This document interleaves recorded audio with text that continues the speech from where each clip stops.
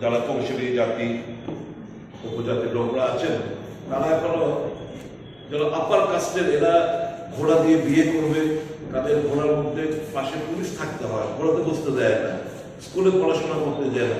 এই সমস্ত বিরুদ্ধেই তো এই সংবিধানে যে অর্জিত যে তপশিলি জাতি, আদিবাসী এবং ওবিসিদের যে রক্ষা করব যে সংবিধান, এটার উপর আঘাত আনতে ব্যস্ত হচ্ছে এই শাসক গোষ্ঠী।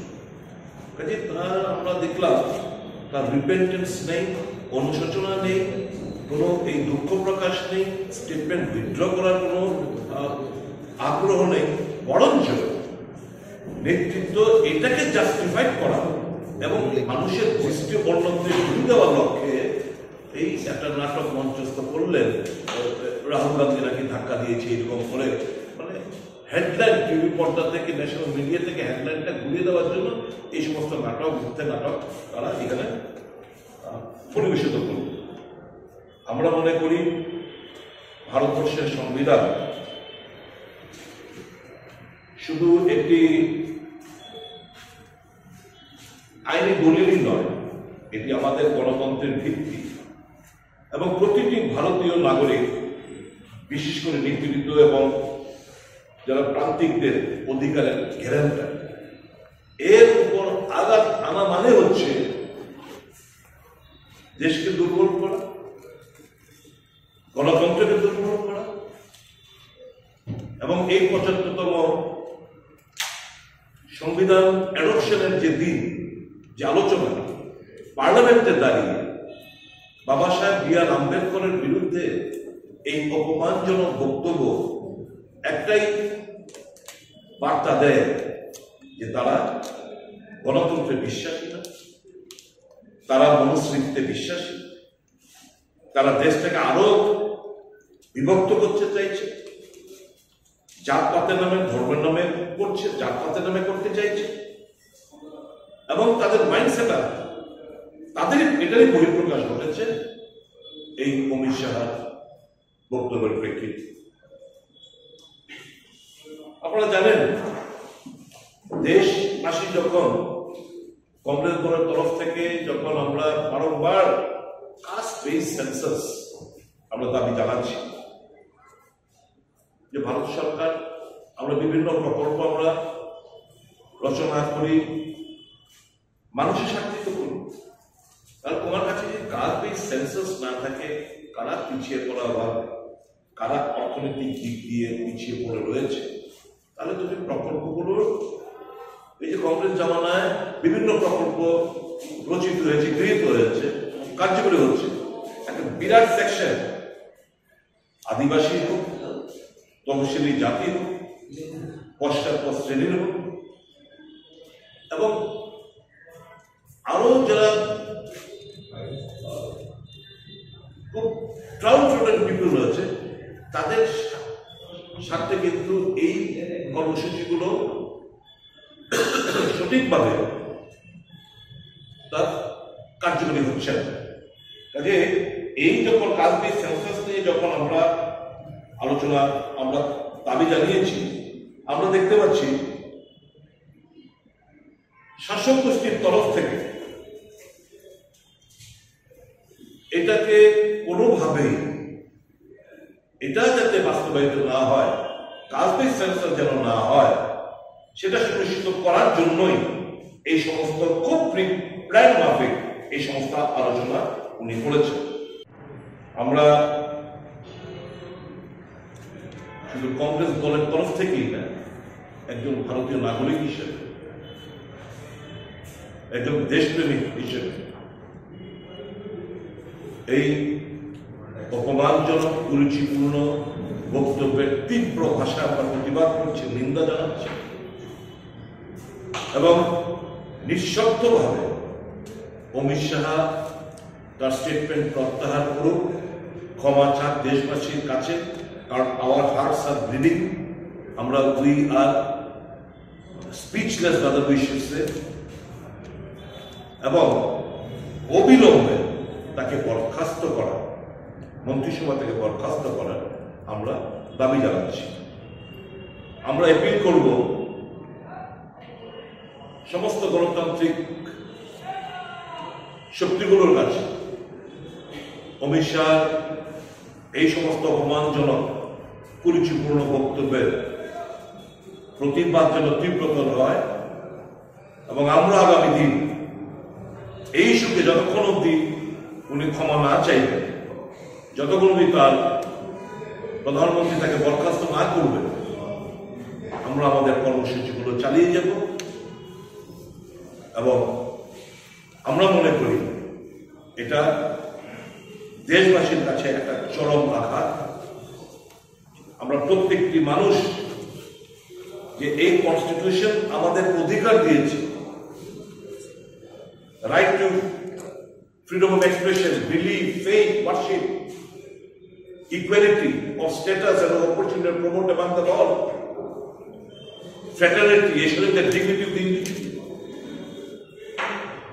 এর উপর বিশাল বড় আঘাত আমরা মনে করি। ইট ইজ সংবিধান, আমরা ধর্মভীরু লোক হলেও দেশবাসীর কাছে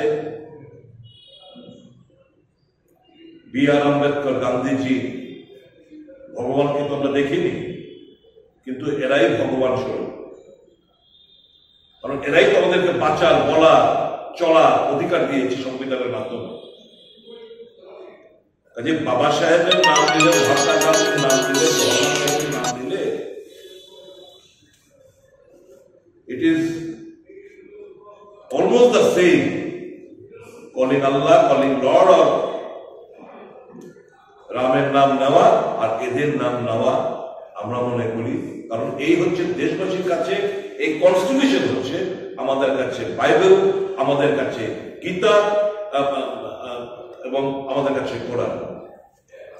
কারণ এটাই দেশবাসীর কাছে সমস্ত শক্তির মূল জিনিস, চালিকা শক্তি হচ্ছে আমাদের সংবিধান। কাজে it is almost the same. কাজে এটাকে অপমান করা প্রত্যেকটি ভারতীয় ধর্মভীরু লোকদের অপমান করা বলে আমরা মনে করি। আমরা we are going to take to the streets, আমরা রাস্তায় নামবো, মানুষকে আরো বলবো আপনারাও প্রত্যেকটি গণতান্ত্রিক চেতনাশীল যারা নাগরিকরা আছেন আমাদের পাশে এসে দাঁড়াবেন, ঘৃণা ছড়াবেন এই সমস্ত বক্তব্যের প্রেক্ষিতে।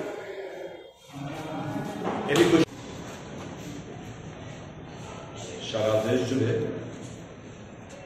আজ এবং কাল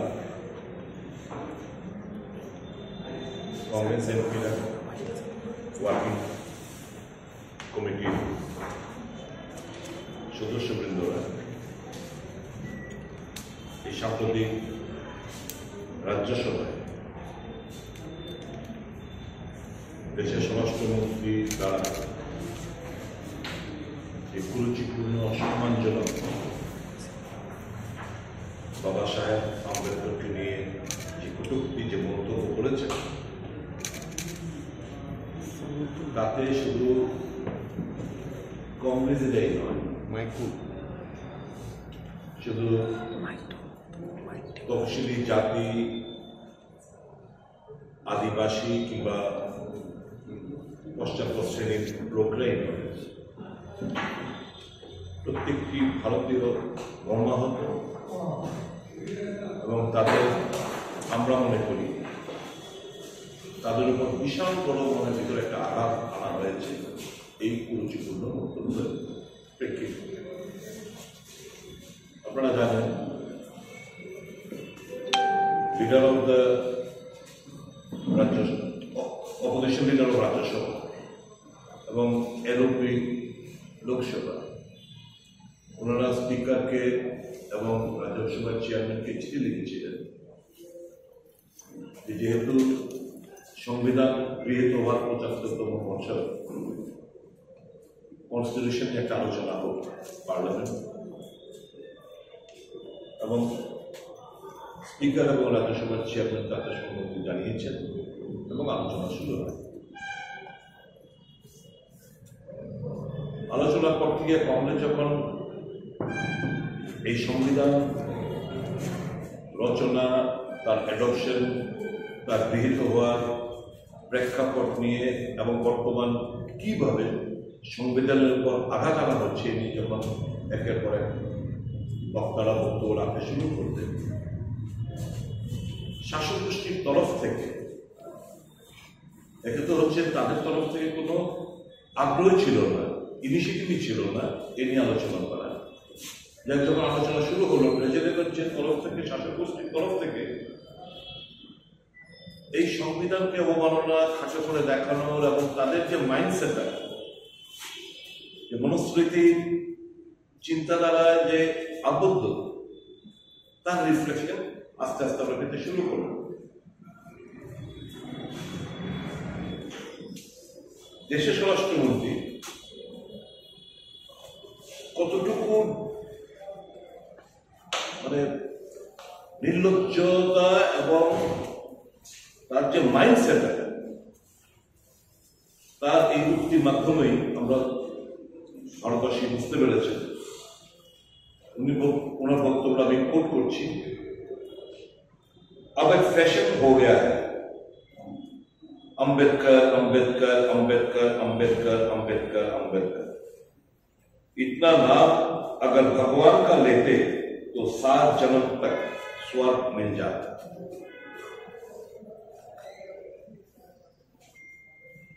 একটা কনস্টিটিউশন, আমাদের সংবিধানের রচনাকারী এবং ফাউন্ডেশন, এই যে সংবিধানের আমরা বলি founder figure, father of the constitution B R Ambedkar সম্পর্কে তাদের মাইন্ডসেট এবং রিফ্লেকশন এই রাজ্যসভায় দাঁড়িয়ে উনি সাজিয়ে এই কথাগুলো বললেন।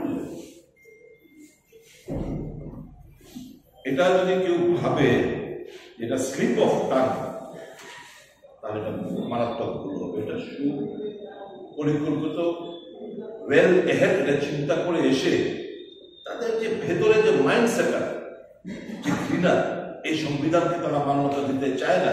তাদের মান্যতা হচ্ছে তাদের চিন্তা ভাবনা, আরএসএসের আইডিওলজি, যেহেতু মনুস্মৃতি, আনটাচেবিলিটি, কাস্ট বেসড, মানে বিভক্ত করা, বিভাজন করা। এই দেশ এখনো সেই সংবিধান গৃহীত হওয়ার পরও এখনো আমরা ওই মাইন্ডসেট থেকে আমরা বেরোতে পারিনি। এখনো এক কোর জল। 24 ডিসেম্বর আমাকে সভাপতি বললেন এটা আমাদের উনি ঘোষণা দেবেন, তবে আমি বলছি যে প্রশ্নটা করলেন, 24 ডিসেম্বর প্রত্যেকটি জেলায় বাবা সাহেব আম্বেদকর সম্মান একটা মার্চ হবে, বাবা সাহেব আম্বেদকর সম্মান মার্চ হবে, এবং বি আর আম্বেদকর যেখানেই আমাদের মূর্তি স্থাপিত হয়েছেন এখানে আমরা মাল্যদান করব। এবং আপামর জনসাধারণকে বলবো, প্রত্যেকটি গণতান্ত্রিক সংগঠন এবং চেতনশীল নাগরিকদের বলবো, এই সমস্ত কর্মসূচির মধ্যে আপনারা আমাদের পাশে এসে দাঁড়াবেন, সমর্থন করবেন। আপনারাও এই সমস্ত ঘটনার প্রেক্ষিতে নিন্দার ঝড় বসাবেন এবং রাস্তায় নামবেন। আমরা রাজ্যের একটি দল দেখি প্রায়শই সংবিধান অধিকার বা কনস্টিটিউশনাল সলিউশন নিয়ে কথা, সেক্ষেত্রে ওই দলটা আবার শাসক দলের সঙ্গে আছে। আপনার কি প্রতিক্রিয়া? অন্য দল যেহেতু আপনি আপিল করছেন অন্য দলের কাছে, আপনি কি আশা করেন ত্রিপুরার অন্যান্য দলও এই বিষয়ে কথা বলবেন? সব দলগুলোকে করা উচিত। প্রত্যেকটি রাজনৈতিক দল যারা সংবিধানকে সম্মান জানায়, যারা ভারতীয় বলে দাবি করে, এরা বলে সংবিধানের মধ্যে ভারতীয়তার কিছু নেই, তাদের কাছে মনস্মৃতিটা হচ্ছে সবকিছু ভারতীয়।